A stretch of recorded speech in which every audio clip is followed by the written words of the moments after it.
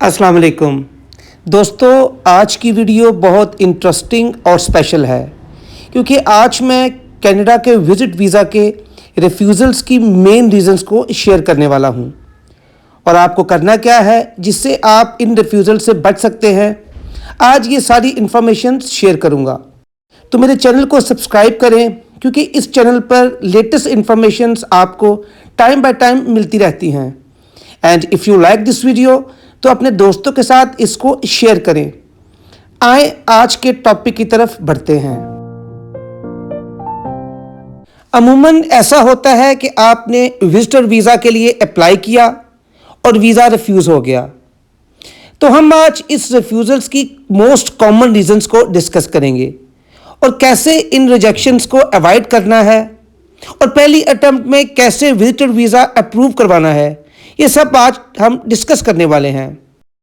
जैसा कि हम जानते हैं कि कैनेडियन विजिटर वीज़ा के लिए हमें वीज़ा ऑफिसर के सामने इंटरव्यू के लिए नहीं जाना होता। हम सिर्फ ऑनलाइन पोर्टल पर अपनी एप्लीकेशन सबमिट करते हैं।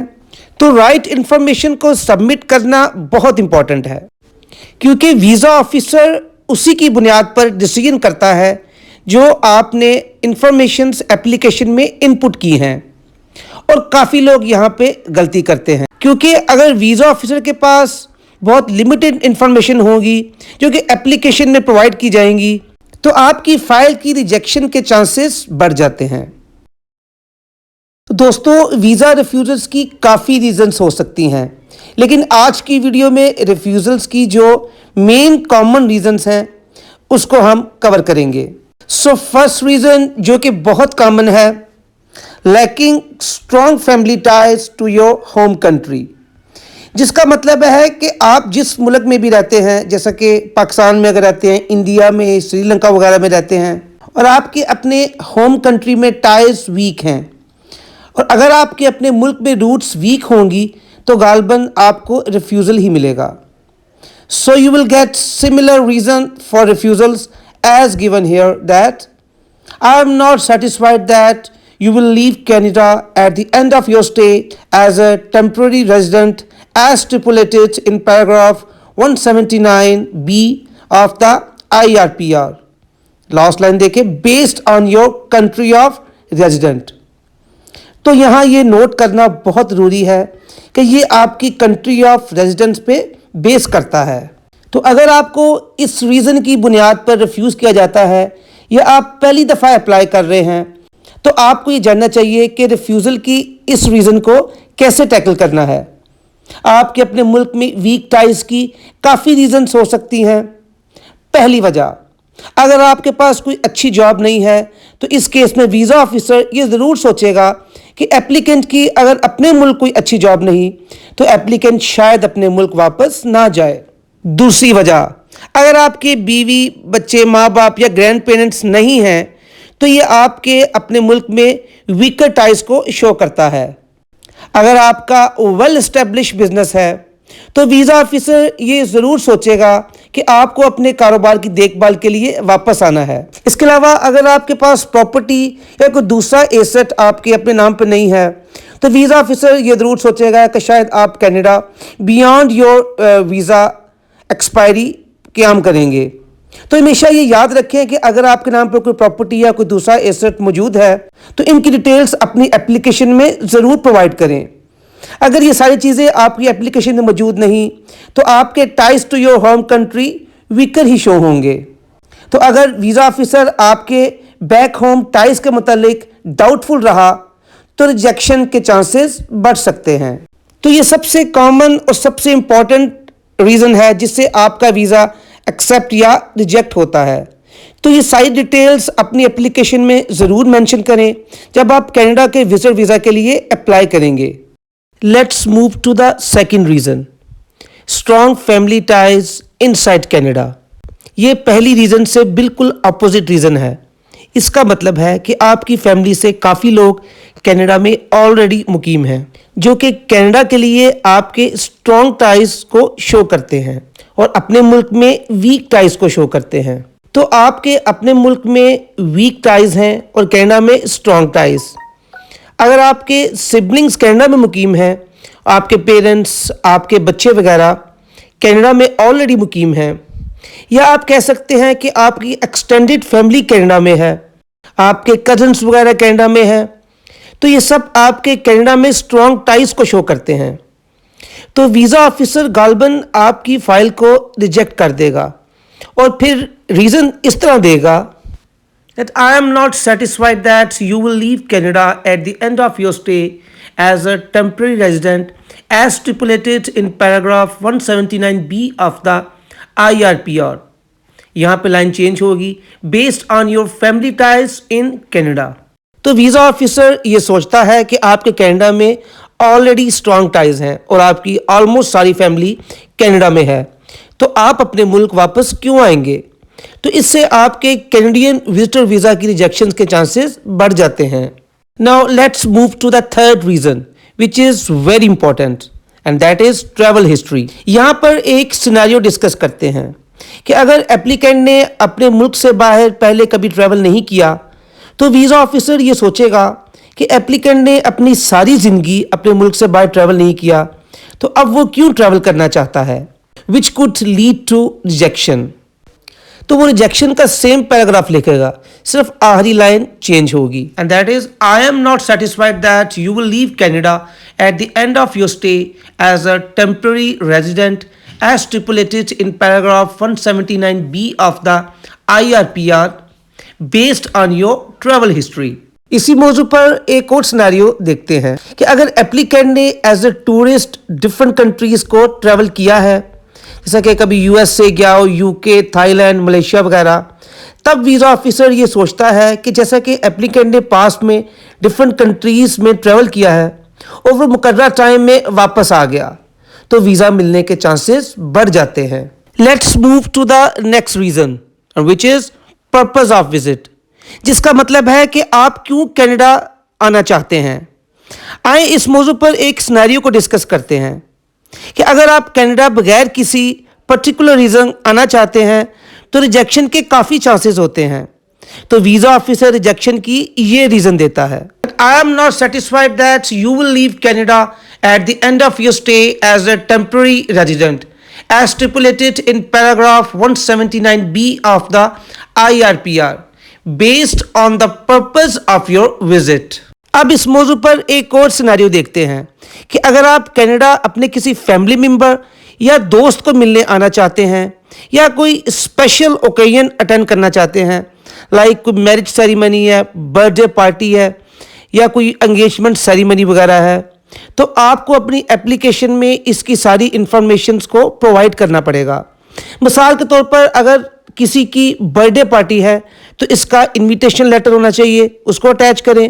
اگر شادی ہے تو ویڈنگ انویٹیشن کارڈ کو پرووائڈ کریں. اگر آپ اس کی ڈیٹیلڈ انفارمیشن پرووائڈ کریں گے تو وزٹر ویزا اپروول کے چانسز بڑھ جائیں گے. Let's move towards fifth point which is financial status. یہ بہت امپورٹنٹ پوائنٹ ہے اور عموماً ڈیسیژن اس بیس پر ہی دیا جاتا ہے. اگر آپ ریکوائرڈ فائنینشیل ڈاکومنٹس پرووائڈ نہیں کرتے تو ویزا آفیسر نے آپ کی اپلیکیشن کو ریفیوز ہی کرنا ہے اور وہ ریجیکشن کی یہ ریزن دیتا ہے that's I am not satisfied that you will leave Canada at the end of your stay as a temporary resident as stipulated in paragraph 179B of the IRPR because of your personal assets and financial status. کیونکہ آپ کو یہ ثابت کرنا ہے کہ آپ financially strong ہیں اور آپ کے پاس کینیڈا ٹرپ کے سارے ایکسپینسز کو میٹ کرنے کے لیے انف فنڈز موجود ہیں اور اس کے لیے آپ کو یہ ڈاکومنٹس پرووائڈ کرنے چاہیے. Number 1 income tax returns for last 2 اور 3 ایئرس، کہ میں اتنی اماؤنٹ کما رہا ہوں اور میں نے اتنا ٹیکس پے کیا ہے. نمبر 2 بینک اسٹیٹمنٹ، اپنی 6 منتھس کی بینک اسٹیٹمنٹس پرووائڈ کریں اور بتائیں کہ یہ پیسہ کہاں سے آ رہا ہے. صرف کلوزنگ بیلنس پہ ڈپینڈ بالکل نہ کریں کیونکہ ویزا آفیسر بہت سمارٹ ہوتے ہیں اور انہیں فیک انفارمیشنز بالکل مت دیں. اس کے علاوہ اگر آپ جاب کرتے ہیں تو اپنی 6 مہینے کی پے سلپس لگائیں. اگر آپ کے پاس کوئی پراپرٹی ڈاکومنٹس ہیں یا میوچل فنڈز کی ایویڈنس ہے، پروف ہے، ان کو اپنے ڈاکومنٹس کے ساتھ لگائیں. اگر آپ ریٹائرڈ پرسن ہیں تو اپنا پینشن کا پروف لگائیں. Number 6, employment status. पहले हमने ये डिस्कस किया कि हमारे पास कनाडा में टूरिज्म के लिए इनफ फंड्स मौजूद हैं, तो ये बताना भी बहुत ज़रूरी है कि ये पैसा आ कहाँ से रहा है। तो उसके लिए आपको अपना सोर्स ऑफ इनकम प्रोवाइड करना पड़ेगा, और उसके लिए आपको अपनी स्टेबल एम्प्लॉयमेंट या जॉब डिटेल्स पूरी तरह बतानी पड़ेंगी। आप बताएंगे कि आप कब से काम कर रहे हैं, और आपको लीव सर्टिफिकेट भी प्रोवाइड करना पड़ेगा। ये आपकी एप्लीकेशन को स्ट्रांग बनाएगा, क्योंकि वीज़ा ऑफिसर ये ज़रूर सोचेगा कि बंदा अपनी स्टेबल जॉब से डेज ऑफ ले रहा है, और जो ही उसका कनाडा का ट्रिप ख़त्म होगा ये शख्स वापस अपने होम कंट्री चला जाएगा। तो आपको वीज़ा ऑफिसर के पॉइंट ऑफ व्यू के मुताबिक अपनी एप्लीकेशन को प्रिपेयर करना है। और अगर आप सेल्फ एम्प्लॉयड हैं, कोई दुकान, कोई स्टोर या कोई फैक्ट्री चला रहे हैं, तो इसके लिए भी अपनी एप्लीकेशन के साथ इसके सारे रेलेवेंट डॉक्यूमेंट्स ज़रूर लगाएं। और अगर आपका प्रोफेशन फार्मिंग है और आपकी कोई एग्रीकल्चर लैंड वगैरह है, तो अपनी एप्लीकेशन के साथ अपनी फार्मिंग के रेलेवेंट डॉक्यूमेंट्स लगाएं। लेकिन अगर आप अनएम्प्लॉयड हैं और कुछ नहीं कर रहे, तो आपकी फाइल की रिजेक्शन के काफ़ी ज़्यादा चांसेस हैं, और वीज़ा ऑफिसर आपको उसी तरह की रीज़न देगा। Next point is propose length of stay. Visitor visa में आप मैक्सिमम 6 मंथ्स कनाडा में स्टे कर सकते हैं। बाज़ औक़ात लोग अपनी एप्लीकेशन में लिखते हैं कि वो 6 माह तक कनाडा में स्टे करेंगे, जो कि मैक्सिमम टाइम है, और वीज़ा ऑफिसर को वो सस्पिशियस कर देता है, जिससे वीज़ा रिजेक्शन के चांसेस बढ़ जाते हैं। तो next point is host documentation.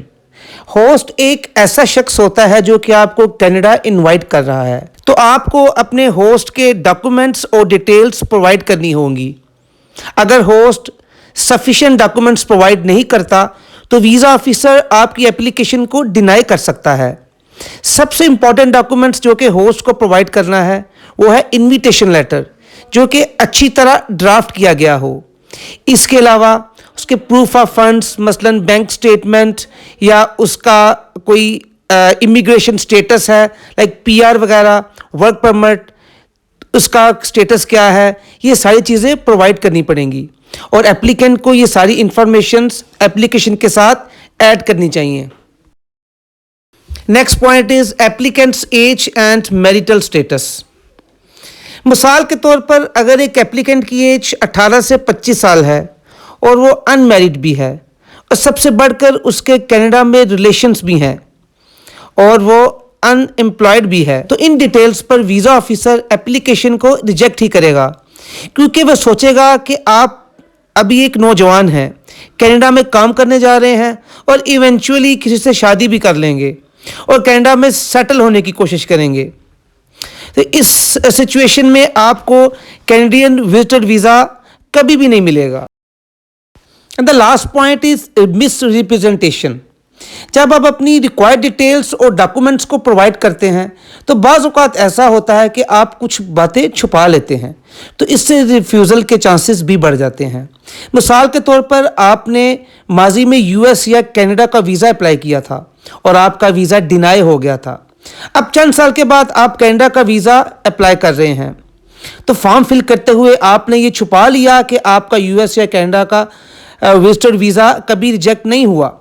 क्योंकि यूएस और कनाडा अपनी इंफॉर्मेशंस को शेयर करते हैं, तो जब वीज़ा ऑफिसर को पता चलेगा कि आपने कुछ इंफॉर्मेशन विदहेल्ड की है, तो ये मिस रिप्रेजेंटेशन का एक क्लियर केस होगा, आपका वीज़ा फ़ौरन रिजेक्ट हो जाएगा। और दूसरा पॉइंट मिस रिप्रेजेंटेशन में ये है कि अगर आपने अनऑथेंटिक या फेक डॉक्यूमेंट सबमिट किए, मसलन कोई फेक जॉब लेटर लगाया, तो अगर वीज़ा ऑफिसर को इसके बारे में पता चलता है, तो आपको 5 साल का बैन भी हो सकता है, और फ्यूचर में आपको कभी भी कनाडा एंटर नहीं होने दिया जाएगा। तो दोस्तों, ये वो 10 most common reasons for rejection थी जो कि आज हमने आज की इस वीडियो में डिस्कस की। So friends, that's all for today. Hope you like the video. If you like the video, please subscribe my channel and share this video to your friends. That's all.